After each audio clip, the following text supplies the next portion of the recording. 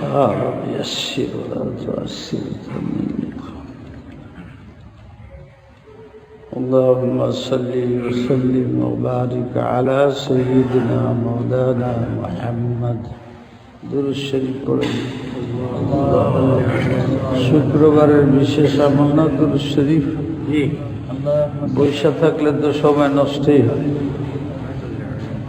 বৈশা থাকলে এদিক সেদিক কোথাও বৃদ্ধি পায়, যা দরকারি না বেদরকারি কথা হয়ে। যতক্ষণ মসজিদে বসে থাকি অন্তত পক্ষে দিলে জবানে আল্লাহ আল্লাহ করা, জিকির আজকার করা, পারলে তেলাওয়াত করা। এই জন্যে হাদিসে কোরআনে আসছে মসজিদের মধ্যে আমভাবে সালাম দিও না।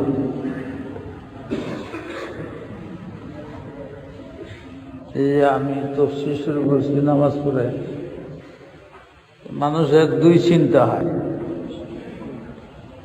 কেউ মনে করে মসজিদ নামাজের জায়গায় এনে তফসিরের কি প্রয়োজন, এই গ্রুপ আছে। এই মসজিদের মধ্যে হয়েছে তফসির শুরু হয়েছে, একা একা নফল পড়তেছে, ছেদে উঠছে। মসজিদ নামাজের জায়গায় না আবার নামাজ পড়ার সুযোগ দিতে হবে, তফসির কি ওয়াজ কি, এরকম লোক আছে।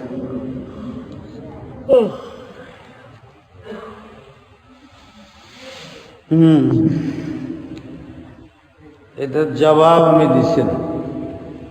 যাবেন অফিসে, আবার পেট্রোল পাম্পে যান কেন? অফিসে যাইতে হইলে গাড়ির ভিতরে পেট্রোল ভরতে হয়। এই পেট্রোল ভরার জন্য যায়, দাঁড়ায়ও থাকেন, নাকের মধ্যে পেট্রোলের দুর্গন্ধও লাগে, এরপর আবার টাকাও দিতে হয়। টাকা একটু কম বেশি হলে রাগারাগিও করেন, 15-20 মিনিট যায়।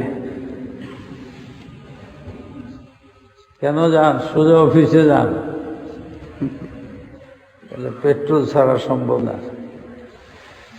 আমাদের দেশের মানুষের পেট্রোলের অভাব, গাড়ি আছে, এই জন্য যত সব সমস্যা। ইমানি পেট্রোলের অভাব। এ তফসির ওই পেট্রোল ভরা, ওয়াজ করা পেট্রোল ভরা, ওয়াজ করা কথা বলা গ্যাস ভরা।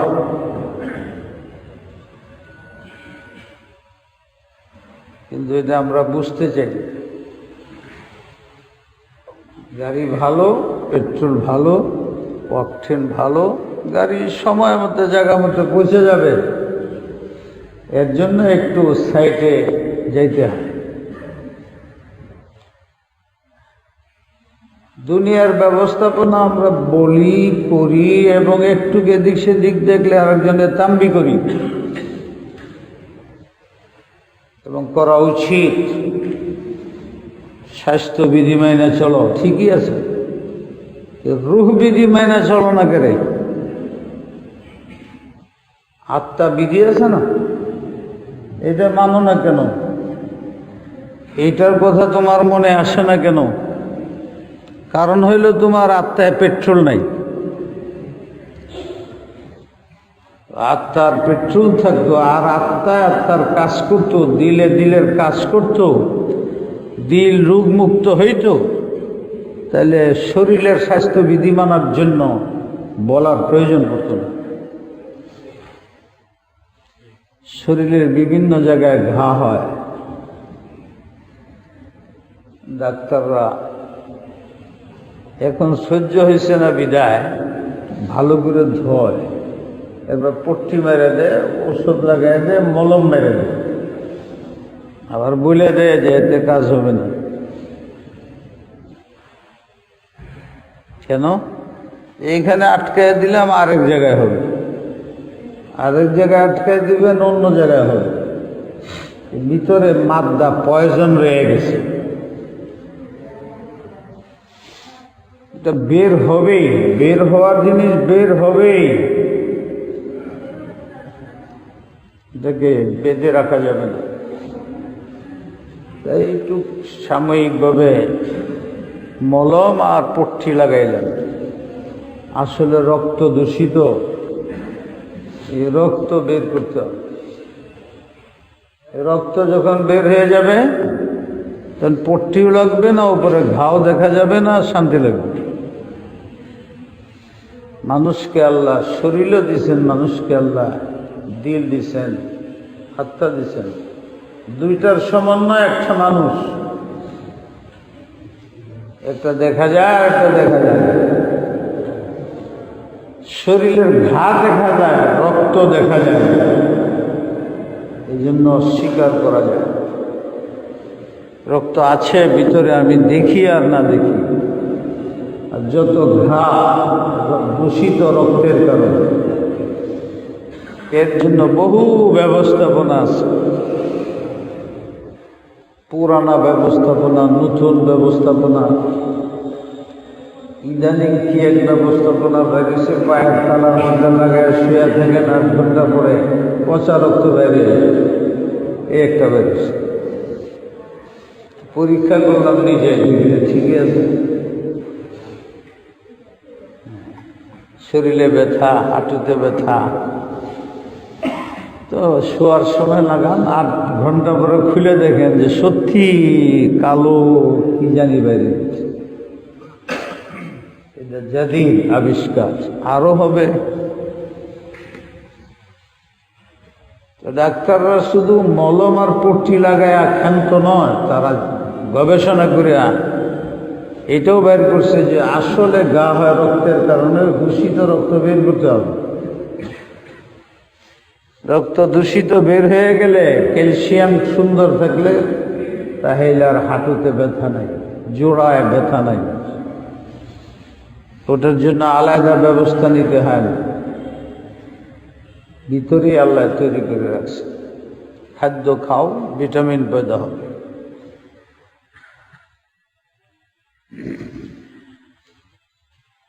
আমরা এই ক্ষেত্রে অত্যন্ত উদাসীন। শুধু উদাসীন না, যদি আমার ডাক্তারি বিদ্যায়, আমার গবেষণায় একটা জিনিস সাব্যস্ত হয়, যদি কোরআনের বিরোধী হয়, সুন্নতের বিরোধী হয়, আমরা ওইটাকে অনায়াসে ছেড়ে দিই। শুধু ছাড়ি না, যারা ওটি বলে ওদের উপরে আমরা আক্রমণ করি, কথার মাধ্যমে, কাজের মধ্যে, বিভিন্ন।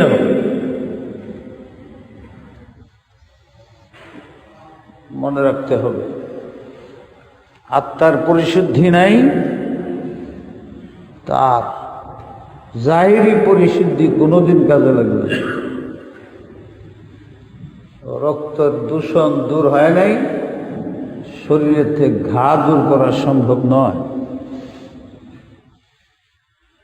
এই জন্যই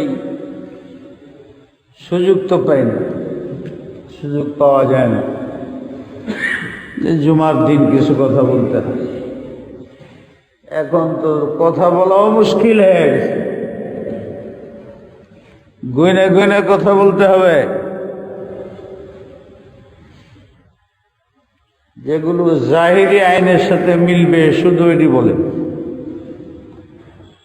আধ্যাত্মিক আইনের জায়গা দুনিয়া না হইলে আখেরাত।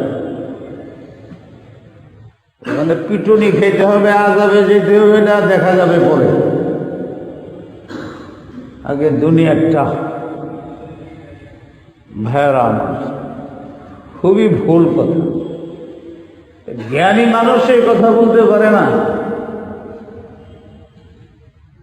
যে ঘা ঠিক করে দাও, রক্তর অসুবিধা নেই, রক্ত থাক। এটা কোনো ভালো ডাক্তারই না, ব্যবসায়ী ডাক্তার।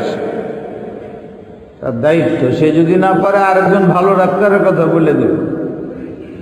ঠিক আমার দিলের রোগের ডাক্তার আছে, দিলকে প্রাধান্য দিয়া দিলের মধ্যে যে সমস্যা, অহংকার, হিংসা, হুব্বে মাল, মালের লোভ, বান্দার হক নষ্ট করতেও তার দিলে বাঁধে না, সে বড় হোক আর ছোট হোক। হুব্বে যা, ক্ষমতার বড়াই, সে ব্যক্তি, সমাজ, রাষ্ট্র হোক, দিলের সমস্যা এটা দূর না হইলে চোখের সমস্যা দূর হবে না। হাজারো আইন করে চোখের সমস্যা দূর করা যাবে না, হাজারো আইন করে জবানের কথা কন্ট্রোল করা যাবে না। এভাবে বাকি অঙ্গ প্রত্যঙ্গ আপনি নিজেই জানেন আমার বলা ছাড়া, দিলে যা বলে, দিলে যা উপলব্ধি করে, সেটাই অঙ্গ প্রত্যঙ্গের মাধ্যমে কার্যকর হয়। দিল হইল বাদশাহ, বাকি সব অঙ্গ প্রত্যঙ্গ হইল বাদশার ওয়ার্কার, মজদুর, অফিসার ইত্যাদি ইত্যাদি ইত্যাদি, লেবার। লেবার মালিকের সাথে মাইনে চলে, দেশের নাগরিক সরকারকে মাইনে চলে, সরকার বাদশাহ, নাগরিকরা মাইনে চলে। তাও আন ও করহান, মনে চাইলেও মনে না চাইলেও।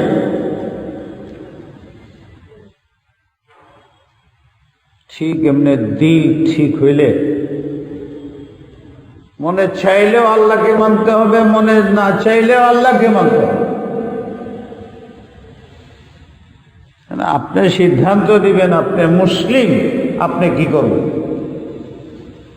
আমার দায়িত্ব, আমাদের মতো যারা আলেম তাদের দায়িত্ব আপনাদের শোনায় দেওয়া, যতটুক সাধ্যে কুলায়, যতটুক ক্ষমতা আমার, ওইটুক। গুলশান মসজিদে আমার একটু আপনজন, যেহেতু একটু সাহস বেশি হয়ে যায়, মাঝে মাঝে একটু বলে ফেলাই,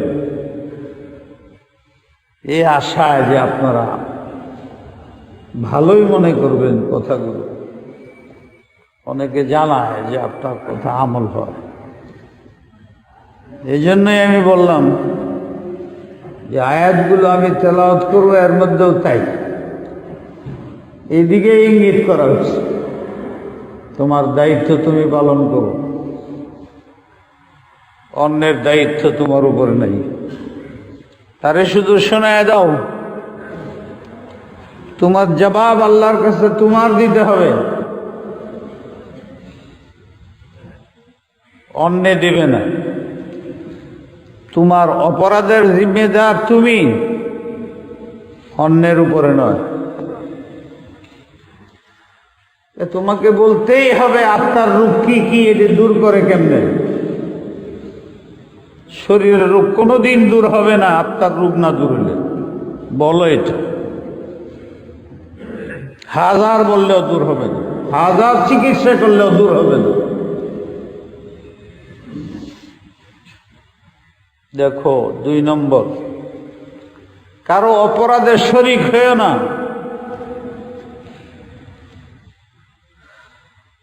কাউকে অপরাধে উদ্বুদ্ধ করো না,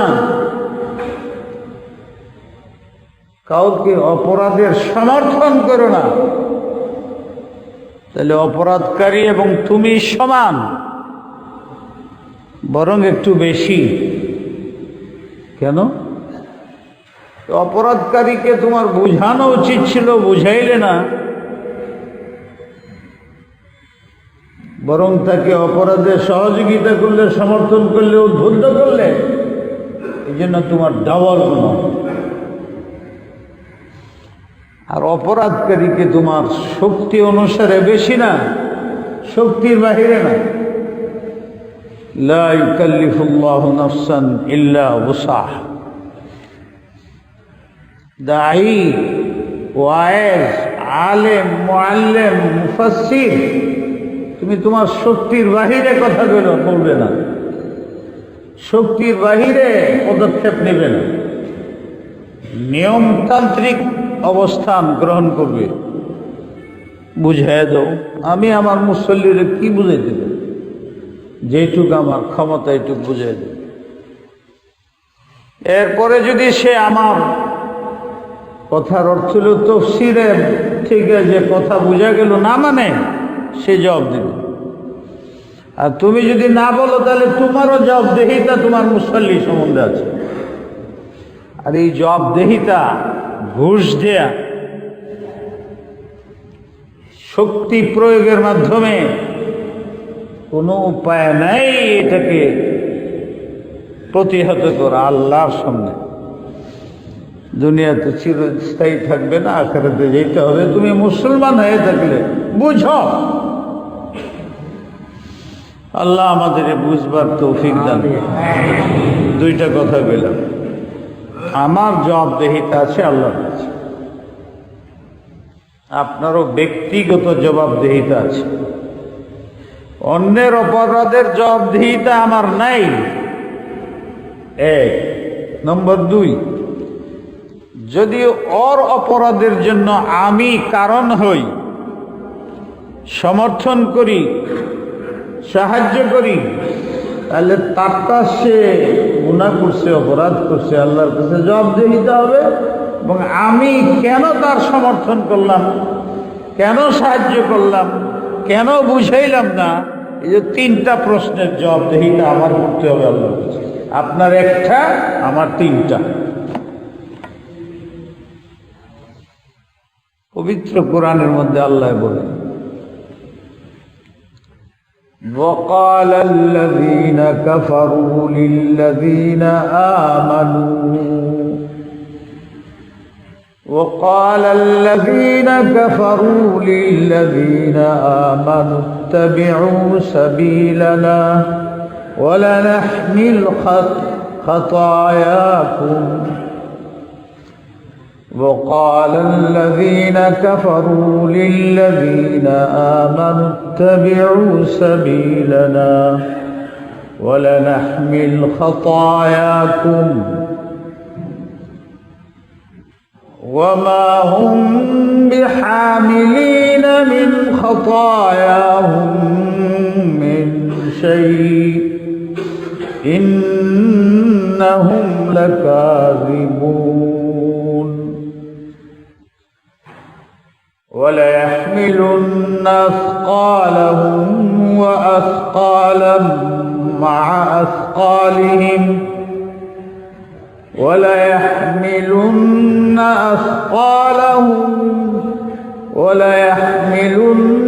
أثقالهم وأثقالا مع أثقالهم وليسألن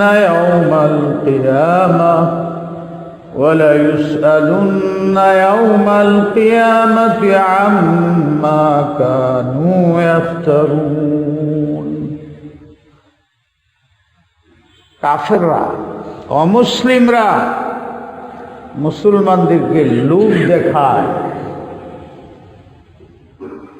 যে লোভ দেখায় তার মন ভালো না মন্দ? হ্যাঁ, এত লোভ দেখায় তার স্বার্থে। দেশ বিদেশে এক দেশ আরেক দেশের জন্য বাজেট করে, রিলিফ দেয়, আমরা খুব খুশি। এমনি রিলিফ দেয় না, তাদের কোনো মাকসাদ আছে? আপনি যে আপনার লোকদেরকে, ওয়ার্কারদেরকে বেতন দেন, কোনো উদ্দেশ্য আছে না নাই? অনেক লেবারকে, অনেক অফিসারকে গোপনেও আবার বাম হাতে কিছু দেন। সেখানে দুইটা মকসুদ থাকে। একটা থাকে এটা আবার বিরুদ্ধে আবার দল তৈরি করে বিরোধিতা করে কিনা, এর জন্য হাত রাখবার জন্য পয়সা দেয়। আরেকটা উদ্দেশ্য থাকে, অফিসারটা খুব ভালো কাজ করে, ইনসাফ আছে, জুলুম করে না, ভালো ব্যবহার করে। আমি 1 লাখ টাকা বেতন দিই, পাশের সারা তারে 50 বেশি দিয়া 1.5 লাখ দিয়া 2 লাখ দিয়া নিয়ে যেতে চায়, তাই গোপনে তারে আরো 1 লাখ টাকা দেয়।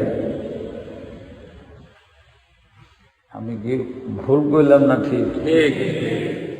কাফেররা কি করে? অমুসলিমদেরকে এই স্বার্থে দেয়। আর শয়তানের ডিউটি হইল যে কিছুই লাভ না হয়, তাহলে এইটি যদি না পারো তো লাভ যাতে না হয় এটা খেয়াল রেখে মুসলমানকে বিভ্রান্ত করো, ইমান থেকে সরাও। শিরকের মধ্যে মুবতালা করলে সবচেয়ে বেশি দাম। বিবি তালাক দেয়া হইতে পারলে হ্যাঁ সবচেয়ে বড় কাজ। কবিরা গুনাহ করাও, কুফুরের ভিতরে নিয়ে যাও। যদি না পারো তো একটা কাজ করো, তার আমল নামার মধ্যে যেন সব না যায়। এর জন্য তার দ্বারা নেক কাজ করায়ও। নেক কাজ করাবে শয়তান, নেক কাজ করাবে, তবু তার আমল নামায় যেন সব না যায়। এইটা কি হইল? কি বুঝলে? শয়তানের নেক কাজ করাবে, কিন্তু আপনার আমল নামার মধ্যে সব যাবে না। এটা সম্ভব? সবের কাজ করলে তো যাবেই। এইখানে শয়তানের 2টা রাস্তা এখতিয়ার। 1 নম্বর, নেকির কাজ করে, দেখতে নেকির কাজ, কিন্তু যদি নামাজ পড়ে আর ওযু না করে, হ্যাঁ হবে না। ওযু করছে এবং সুন্নত মোতাবেক নামাজ পড়ছে, কিন্তু বসকে দেখাইবার জন্য হবে? শয়তানে একটা কাজই করে, ইবাদত করা, 1 ঘন্টা ওয়াজও শোনা, সব কিছু,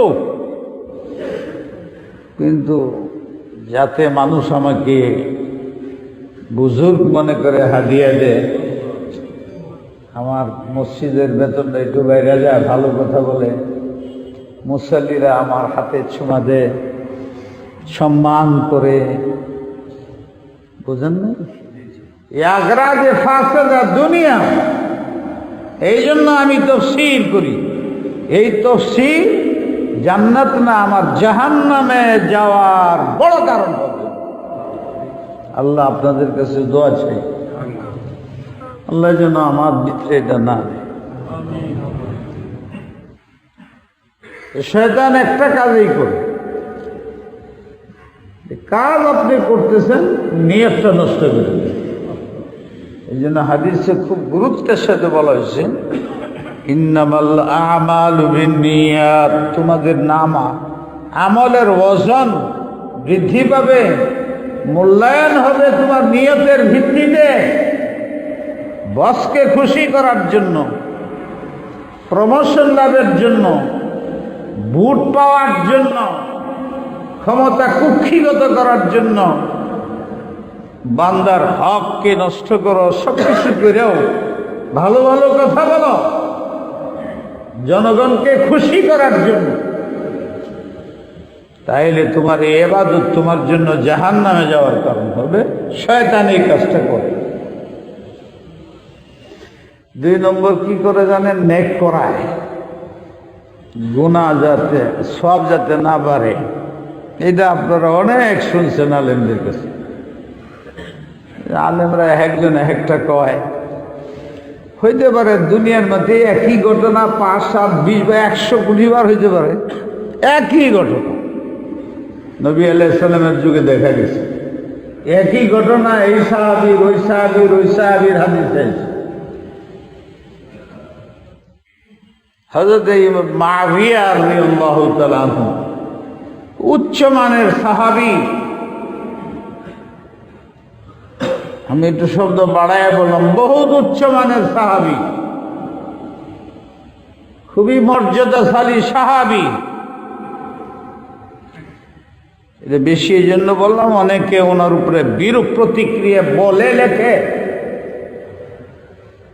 বিশেষভাবে মুহররমের আশুরার দিন আসলে ইয়াজিদের গালি দিতে দিতে মুআবিয়া সাহেবও গালি দেওয়া শুরু করে। সন্তানের গালি তো বাপের উপরে এমনিই পড়ে, এরপরে সন্তানের কথা বলতে বলতে বাপ মা সম্বন্ধে বলা হবে। আল্লাহ রসুল বলছেন, মুআবিয়ার মতো আমার মডেল আর কেউ নেই। আমার সাহাবার মধ্যে হাদিস কোরআনের অর্থ বুঝা বুখারীতে হাদিস আর কেউ নেই। ওনার বিরুদ্ধে বিশুদ্ধার কেন? উনি কোরআন লেখছেন। নবী যাদেরকে কোরআন লেখা নির্বাচন করছিলেন তার মধ্যে উনি ছিলেন। ওনার ছেলে অপরাধ করছে, এই সুবাদে ওনার উপরে গালি দিয়া ওনাকে যদি বিদ্রোহ সাব্যস্ত করা যায়, বিধগ্ধ সাব্যস্ত করা যায়, তার উপরে অপবাদ চাপাইয়া দেওয়া যায়, যে কোরআনকে অস্বীকার করা সহজ হবে। এই জন্য ওনার বিরুদ্ধে বিশুদ্ধার, যদি মুআবিয়ার বিশুদ্ধার সত্য হয় তাহলে তার লেখা কোরআনের 4 পয়সা দাম নেই। আসল মকসদ এটা।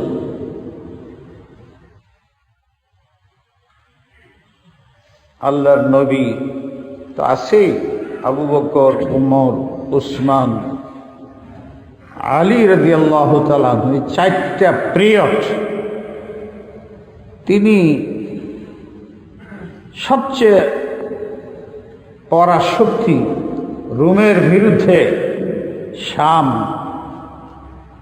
4টা পিরিয়ড আবু বকর সিদ্দিক, উমর ফারুক, উসমান গনি, আলী, ওনাকে সরানো হয় নাই। রণকৌশলে ওনার সমকক্ষ কেউ ছিল না। রোম ছিল আমেরিকান শক্তি, ওটাকে ট্যাকেল দেওয়া শুধু ওনার দ্বারাই সম্ভব। এই জন্য ওনাকে সরানো হয় নাই, আর ওরা কোনোদিন হাত তলব করতে পারবে না। একবার 2 লক্ষ সৈনিক তার আনছিল। আপনারা জানেন যে কোনো একটা বিষয়ে মন্তব্য করা ঠিক না, আমরা জানি না। 1400 বছর আগে আমরা দেখি নাই, এরকম আধুনিকতাও ছিল না। একটু সমস্যা হয়েছিল হজরতে আলী, হজরতে মুআবিয়ার মধ্যে, এটাই বেশি উসলায়। এই সমস্যার সময় রোমের বাদশাহ সম্রাট 2 লক্ষ ফৌজ মুসলিম সীমান্তে রাখছে দখল করার জন্য। কেমনে করবে? এনে মুআবিয়া আছে, মুআবিয়া একাই ভয় পায়। চিঠি লিখছে, শুনলাম কেন্দ্রের সাথে আপনার প্রবলেম, তাই আমি 2 লক্ষ ফৌজ পাঠাইলাম আপনার জন্য, কেন্দ্র দখল করে নেন, হযরত আলীকে মাসুল করে দেন, আলাদা করে আপনার রাষ্ট্র দখল করেন, আমি 2 লাখ ফৌজ পাঠাইলাম। রোম সম্রাট ওই আগিলা যোগের লেখা যে তরিকা ছিল, উনি ওই কাগজের অপর পৃষ্ঠা লেখছেন, আলাদা কাগজে না, বাদশাহী অবস্থানে না। ইয়া কালবার রোম, হে রোমের কুকুর, তুমি আমরা 2 ভাইয়ের ঝগড়ার থেকে উপকৃত হইতে চাও? আমার সাথে কেন্দ্রের আলী রাদিয়াল্লাহু তাআলা একটু সমস্যা দেখছো? তুমি উপকৃত হইতে চাও? আমি সব বুঝি। ইয়া কালবার রোম, ইতিহাস দেখেন। ইয়া কালবার রোম, হে রোমের কুকুর, আমার চিঠি পাওয়ার সাথে সাথে সীমান্তের 2 লক্ষ ফৌজ যদি মিনিটের মধ্যে না হটাও, আমার ভাই আলী তার নেতৃত্বে এখন আমি তোমার উপর হামলা করব। কি ভাবছ? আমার 2 ভাইয়ের কথা কাটাকাটি হচ্ছে, 2 ভাই আমরা ঝগড়া করতেছি, কাটাকাটি করতেছি। এই ছিল মুসলমান। শোনাছে ওনার নির্দেশ যাওয়ার আগে শুরু করছে, সব সরাই দিচ্ছে, রাগের চুটে পুরা রুম দখল করেছে। হ্যাঁ, ইতিহাস পড়েন। কের সন্ধি মন্দি, সন্ধি ছিল 10টা, যে 10টায় সে এমনি হামলা করে সারা রুম দখল করে বলছেন হযরত মুআবিয়া। এরম দখল করলে ছাড়বেন? এরম পদে যাইতে পারলে ক্ষমতা ছাড়বেন? আল্লাহ কয় কেউ ক্ষমতা ছাড়ে না, ছিনিয়ে নিতে হয়।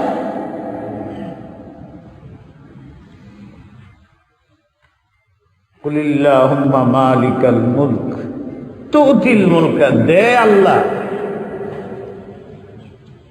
তানজিউল মুলকা, ওর কাছ থেকে ফিরত দিতে হইলে আল্লাহরই সিরিয়াস ফিরে নিতে। আপনি কি করবেন? আল্লাহ ইজ্জত দে, আবার মাটির সাথে মিলাই দে, মাটির সাথে মিলাই দে, আবার ইজ্জত দে। এটা আল্লাহর ইচ্ছা, কারো হাত নেই। পুরা পৃথিবীর ইতিহাস যারাই দেখা যায় কুক্ষিগত করছে, শেষ পর্যন্ত চরম মাসুল দিতে হয়েছে। এটা আল্লাহর বিধান। পুরা রুম দখল করে নিছে। এমন সময় দেখেন রাজধানী দখল করবে, এমন সময় দেখা যায় কে জানি উটের উপরে খুব দ্রুত আসতেছে। হযরতে মুআবিয়া বললেন, থামো, মনে হয় মদিনার বাণী আসতেছে। আমার এই অভিযানের ব্যাপারে মনে হয়, তো আল্লাহর সাহাবী ছিল, মনের মধ্যে সঠিক কথা এসেছে, মনে হয় কোনো নির্দেশনা আসতেছে আমিরের পক্ষ থেকে, রাষ্ট্রপ্রধানের পক্ষ থেকে। সব স্টপ হয়ে যাও, আগে বেরোন। রুম দখল, শুধু রাজধানী দখল বাকি।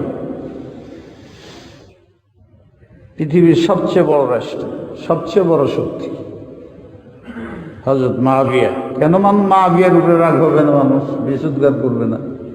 এসব ইহুদিরা করবে, সব খ্রিস্টানরা করবে। দেখা গেল মাসলামা নামে এক সাহাবী আছে, আয়েশা বলতেছে, আনতা গাদ্দার, ও সাহাবী রাসূলুল্লাহ। কিসের সাহাবী তুমি? নবীর আদর্শ মানো নাই কেন? কি আমি অপরাধ কি করছি? তুমি কি করে হামলা করে পুরা রুম দখল করছো কেমনে? কে বলতেছে? মুসলিম। রাষ্ট্র দখল হয়েছে ইহুদি খ্রিস্টানের। আমি কি অপরাধ করলাম? সন্ধি ছিল 10টা পর্যন্ত, সন্ধি আমি পালন করে 10টার পরে হামলা করছি।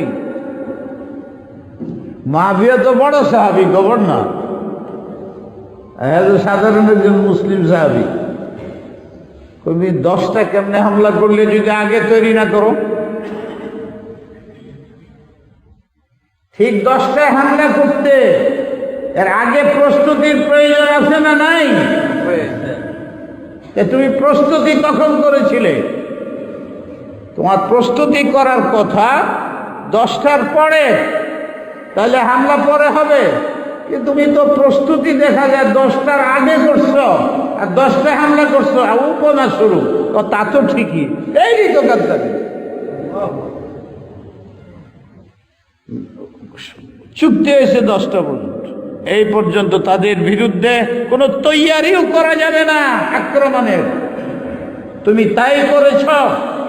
অতএব তোমার রাষ্ট্রের সব ফৌজি হটাও এবং রুমের সম্রাটকে সমস্ত রুম বুঝিয়ে দাও, আর যা ক্ষতিপূরণ হয়েছে, ক্ষতি হয়েছে, ক্ষতিপূরণ দাও।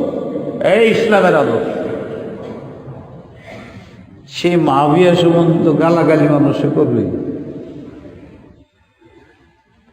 আল্লাহ আমাদেরকে বুঝবার তৌফিক দেয়। কাফেররা তোমাদেরকে বলবে, অমুসলিমরা তোমাদেরকে বলবে, অমুসলিমের সাপোর্টাররা তোমাদের লোক দেখাবে, وقال الذين كفروا للذين آمنوا যারা কুফরি করে, যারা কাফেরি করে, যারা কাফের, এদের একটা ধোঁকা। মুসলমান সতর্ক থাকো। ইত্তাবিউ সাবিলানা, আমাদের পথ ধরো, কুফরি গ্রহণ করো, কুফরি তাহজিব তামাদ্দুন গফর করো, শিরিক করো, পূজা করো, তাগুতের সাপোর্ট করো, জিপ্তের সাপোর্ট করো। ওয়ালা নাহমিল খাতায়াকুম, তোমাদের আলেমরা বুঝায় গুনাহ হবে, গুনাহ হবে, গুনাহ হবে, অপরাধ হবে। যদি অপরাধ হয় আমরা সেই অপরাধ মাথায় নেন। তুমি তারে কতল করো, যদি গুনাহ হয়, অপরাধ হয়, তা আমি সেই কতলের দায়ভার দিলাম। সাংঘাতিক কথা। আমি কতল করব, জিনা করব, হিংসা করব, অপরাধ করব, যাই করব, বান্দার উপরে জুলুম করব, অত্যাচার করব, করো তুমি, আমি দায়িত্ব নিলাম। কি বলে আপনারা বলে, জ্ঞানে ঠিক বলে, ওয়ালা নাহমিল খাতায়াকুম।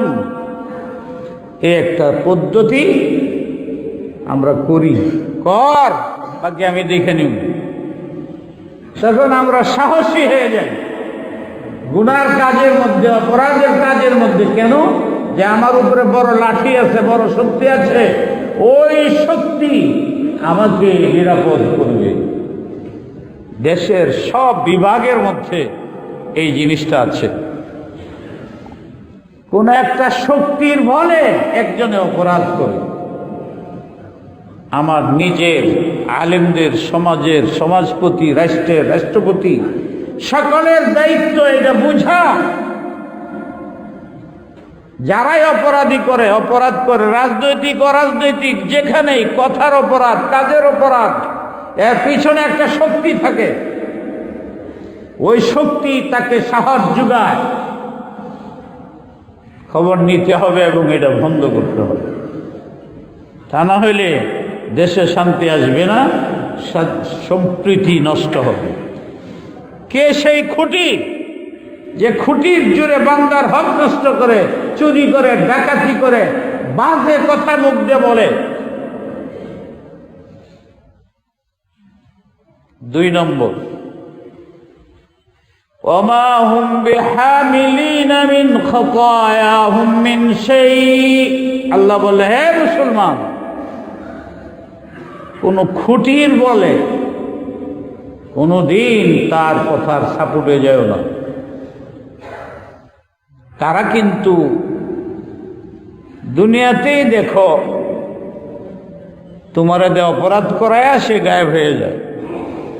না পারলে তোমারে ধরায় দেয়, না পারলে তোমাকে খুন করে ফেলায়, যাতে গোপন তথ্য প্রকাশ না করো। ঘটনা হচ্ছে না, হচ্ছে না? তাই কারো কথায় অপরাধের মধ্যে লিপ্ত হয়ে না। তোমার দায়ভার আল্লাহর কাছে, তোমাকেই জবাবদিহিতা, অন্য কেউ দিবে না। সে কেন তোমাকে উদ্বুদ্ধ করে কতল করাইলো, জিনা করাইলো, এই জন্য পার্সোনাল তাকেও শাস্তি দেওয়া হবে। আর তুমি কেন তার কথা মানছ, তোমাকেও শাস্তি দেওয়া হবে। এটার বদল নাই। ইন্নাহুম লাকাযিবুন, যারা তোমাদের অফার দেয়, অপরাধ করো, আমি নিমটায় নেব, আমি তোমার অপরাধের নিরাপত্তার ব্যবস্থা করব, এরা সব মিথ্যু। মূল কথা যায় না রে। আল্লাহ পাক আমাদের এই একটা কথা বলছে। 2 নম্বর, তোমার অপরাধের শাস্তি তোমাকেই ভোগ করতে হবে। অপরাধ অনেক ধরনের, ব্যক্তি, সমাজ, রাষ্ট্র, শারীরিক এবং মানসিক, জ্ঞানগত, গবেষণাগত, যত অপরাধ তুমি করবে তোমাকে জবাবদিহিতা। ওরা যে বলে আমরা, এটা মিথ্যা কথা। আমি আল্লাহ তোমাদেরকে জানাই দিলাম। নম্বর 2, আরেকটা কথা, ওয়ালা ইয়াহমিলুন্না আসকালাহুম ওয়া আসকালাম মা আসকালিহিম। হ্যাঁ, তোমার অপরাধের দায় দায়িত্ব আর কেউ নেবে না, তোমাকেই জবাবদিহিতা করতে হবে। তবে যদি তুমি কারণ হও, অন্যের অপরাধের কারণ হও, সাপোর্ট করো, সমর্থন করো, যেভাবেই হোক, কলমের মাধ্যমে, কথার মাধ্যমে, অর্থের মাধ্যমে, চুপ থাকার মাধ্যমে, প্রতিবাদ না করো, প্রতিবাদের সুরে, ঝগড়া লাগানির নিয়তে না, মারামারির নিয়তে না। যেন আলেম হিসাবে, একজন মুসলিম হিসাবে ইসলামের তরিকা আছে প্রতিবাদের।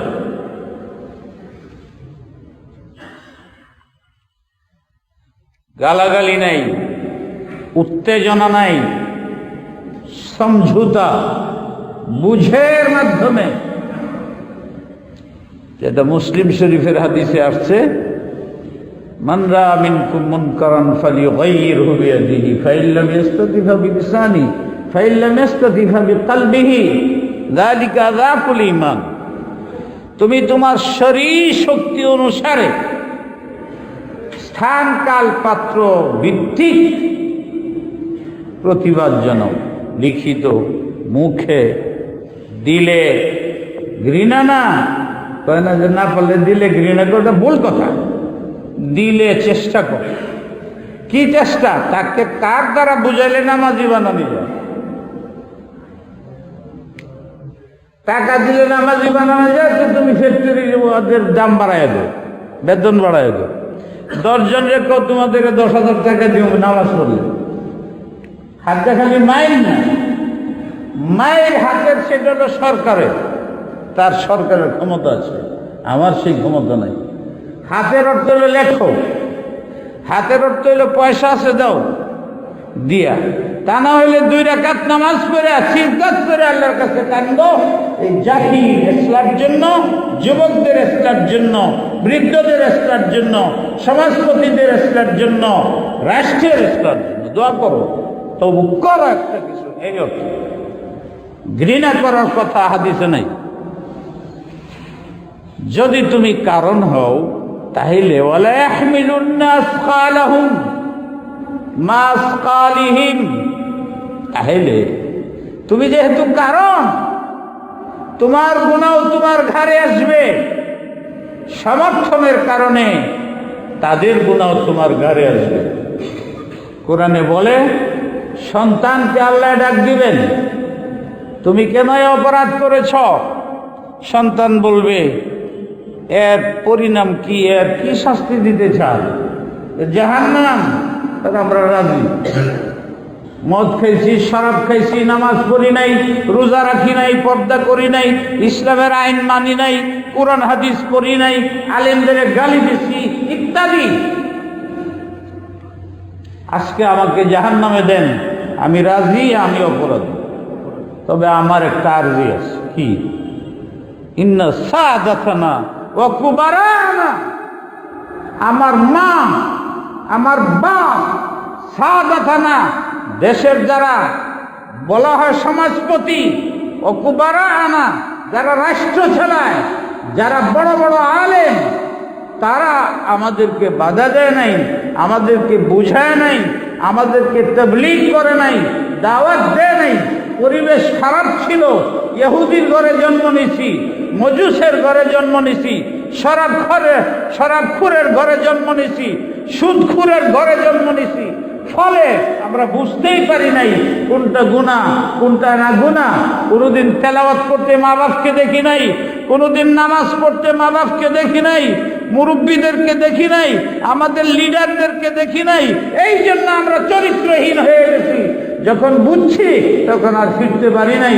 আল্লাহ, মাইনে নিলাম তোমার সিদ্ধান্ত, কিন্তু আমরা চাই আমাদের মুরব্বীদের ঘাড় জাহান্নামের দিকে করো, আমরা আমাদের দুই পাও দিয়া ধাক্কা দিয়া ওদেরও জাহান্নামে দেব, আমরাও যাব।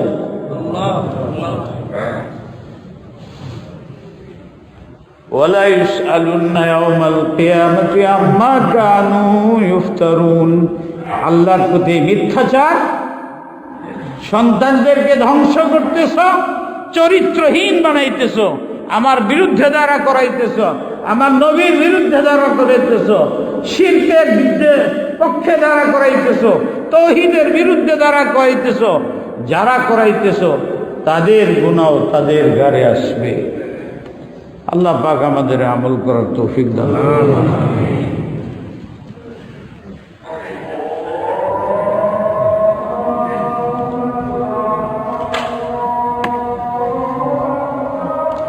আল্লাহ